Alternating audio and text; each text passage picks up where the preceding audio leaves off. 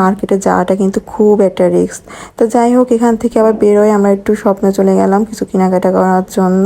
অনেকদিন পর আমি গেলাম, যত রোজার মাসে তো একদমই বাইরে যাওয়া হয় না রাত ছাড়া, আর দিনের বেলা তো বেরোনো হয় না রোজা রেখে ওরকম একটা, আর প্রয়োজনও আমার হয় না যাওয়ার একটা। বাজার থেকে যেন আমি একদম গোল্ড কিনে নিয়ে আসলাম। উফ, এটাকে খুঁজতে খুঁজতে যে আমি কি হয়রান। আমার স্বাদের তরকারি এটা একটা, বুঝতে পারলেন?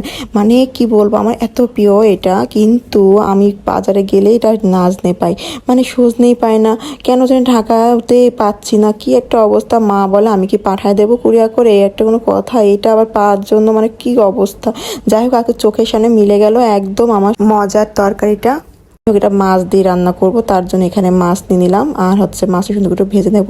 এটা দিয়ে কিন্তু মাছের ঝোল করলে কিন্তু ভীষণ ভালো লাগে। আমি প্রতিনিয়ত বাজারে গেলে খুঁজে কিন্তু নাজনে পাই, সজনেই পাই না। কেন যে এরকম হয়, বাজারওয়ালা বললো যে হচ্ছে এগুলো আসলে পাওয়া যাচ্ছে না, কেন জানি। তো